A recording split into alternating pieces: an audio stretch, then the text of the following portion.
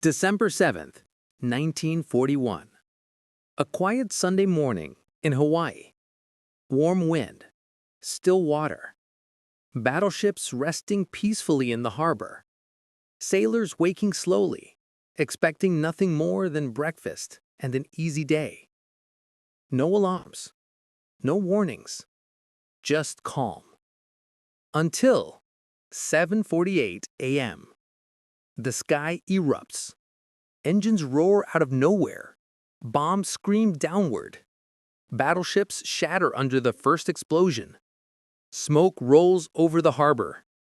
The world changes in seconds. We all know this moment.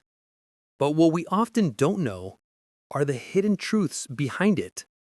Today, we uncover 5 things most people never learn about the attack on Pearl Harbor. Secret strategies, overlooked warnings, and global maneuvers that shaped the entire Pacific War.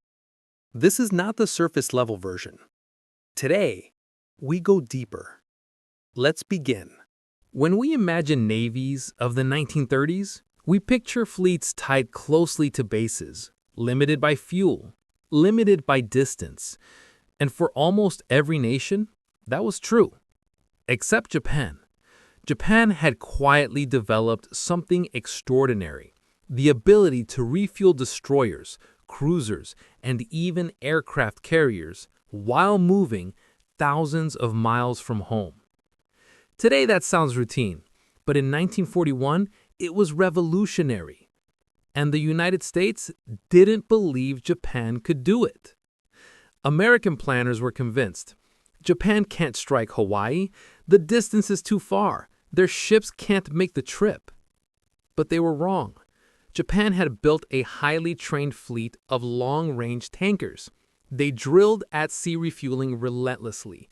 They mastered coordination, precision timing, radio silence, and fuel transfer operations in rough waters. This single capability made the Pearl Harbor attack possible. Meanwhile, American ships struggled with fuel even over moderate distances. Just days before the attack, the carrier USS Enterprise returned from a mission with dangerously low fuel on its destroyer's escorts. The U.S. Navy was still learning how to project power deep into the Pacific. Japan, however, had already mastered it. This was the first hidden key to Pearl Harbor's success, a superpower the U.S. never imagined Japan possessed. The secret Allied plan and the fatal timing problem. Months before Pearl Harbor, the United States and Britain were quietly arranging a joint strategy. The idea was bold. A U.S. fleet would face Japan from Hawaii. A British fleet would face Japan from Singapore. The Dutch in the East Indies would support the southern flank. American forces in the Philippines would guard the center. Together, this would create a two-front trap, a strategic vice closing on Japan. On paper, brilliant. In reality, flawed. Because the British Eastern Fleet, supposed to be the southern arm of the plan, was not ready. Only 2 capital ships had arrived: HMS Prince of Wales, HMS Repulse. The rest were still en route. Aircraft carriers, the essential backbone, were nowhere near Singapore yet. Japan recognized this weakness instantly. They understood this window would never come again. So their plan became crystal clear. Step 1. Destroy the U.S. Pacific Fleet at Pearl Harbor. Step 2. Smash the incomplete British Eastern Fleet before it grew stronger. Step 3. Sweep through Southeast Asia and seize vital oil and resources. And within days, that's exactly what happened. Prince of Wales and Repulse, the pride of British naval power, were sunk by Japanese aircraft with no air cover. The Allied plan collapsed before it could even begin. This is the second hidden truth. Pearl Harbor wasn't isolated. It was part of a much larger race against time, a race Japan won in the opening weeks. The forgotten American fleet that few people ever talk about. Here's something almost no one remembers. When Japan attacked Pearl Harbor, nearly half of America's battleships were somewhere else. The U.S. Navy had quietly transferred major assets, including the carrier USS Yorktown and 3 battleships, to the Atlantic earlier in 1941. These ships weren't lounging safely at American ports, not at all. They were deployed in exposed forward positions. Iceland, Newfoundland, Bermuda. Why? Because the United States was trying to help Britain survive the German naval threat. This decision stretched American sea power across 2 oceans, leaving neither side strong enough to deter aggression on its own. Could Germany have performed its own surprise attack? Probably not. They lacked long-range carriers or refueling capability. But they did have 2 powerful battle cruisers, a heavy cruiser, submarines, access to forward bases in France. If Japan and Germany had coordinated, which they did not, America could have faced simultaneous crises in the Pacific and North Atlantic. Instead, the Japanese acted alone. But the fact remains, the U.S. Pacific Fleet on December 7th was only half of America's available battleship power. The other half was almost as vulnerable. The target Japan ignored, and why they walked away from it. Now we reach one of the greatest mysteries of Pearl Harbor, a question historians still debate. Why didn't Japan bomb the giant fuel tanks at Pearl Harbor? These tanks held more than 4.5 million barrels of fuel, the lifeblood of the Pacific Fleet. Destroying them would have been devastating. So why leave them untouched? Let's break it down. Reason 1.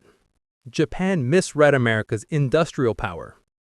Japanese planners assumed America can replace fuel easily, destroying a few tanks won't matter. They compared U.S. fuel reserves to their own fragile system. For Japan, every barrel was precious. For America, they believed it was limitless. This was a critical miscalculation. Reason 2. The tanks were protected. Each tank sat inside a reinforced earthen barrier. Destroying one wouldn't set off a chain reaction. It would take dozens of precise hits to produce meaningful results. A third wave strike might not have delivered the knockout blow many imagine. Reason 3. Time was running out. Japan's destroyers were burning fuel at a dangerous rate. The fleet had been racing for days, operating far from home. Every additional hour near Hawaii increased the risk of American carriers returning, submarines converging, U.S. fighters regrouping, American counterattacks forming. Lingering was deadly. 4. Japan needed its air power for the coming invasions. The carriers that hit Pearl Harbor weren't just built for one operation. They still had to invade the Philippines, strike Malaya, hit the Dutch East Indies, engage the British Eastern Fleet, continue operations across the South Pacific. A risky third wave could cost pilots and planes Japan could not replace quickly. So, the fuel tanks remained untouched. And with that decision, Japan unknowingly left the U.S. Pacific Fleet the ability to recover far faster than they expected. The truth about the missed third wave. There's a common Hollywood idea that Japan missed a golden opportunity. If they launched a third wave, they could have destroyed everything. But the truth is far more complicated. Let's walk through the facts. The attack timeline. First planes launched at 6:10 a.m. First bombs hit Pearl Harbor at 7:48 a.m. Last second wave plane withdrew around 10 a.m. Return flight to the carriers about 2 hours. By noon, the planes were landing back on the carriers. Launching a third wave meant refueling aircraft, rearming with new ordnance, spotting planes on deck, and coordinating another full strike. This pushes the third wave into late afternoon, too close to sunset, and the Japanese could not risk night landings. They didn't have the equipment or training for it. Casualties also tell the story. Japan lost 29 aircraft, 74 more damaged, nearly 100 aircraft unable to fly a second long-range sortie. A third wave against fully awakened defenses would have been catastrophic. Anti-aircraft fire was now intense. American fighters were taking off. The element of surprise was gone. Fuel again was a ticking clock. Several Japanese destroyers were dangerously low. If the fleet stayed too long, they risked being trapped. No admiral would gamble his entire carrier force so close to enemy shores. The Japanese goal was not total annihilation. It was to cripple America, gain 6 months of freedom of action, and seize the oil and resources needed to survive. A third wave was not worth losing the heart of their navy. And in a war Japan knew it could not win long-term, preserving their carriers mattered more than burning fuel tanks. The greater truth. A war fighting against time. To truly understand Pearl Harbor, we must zoom out. Japan didn't attack because they thought they could defeat the United States. They attacked because they feared they couldn't survive without doing so. Their oil was running low. Their empire depended on fuel, rubber, and metals from Southeast Asia.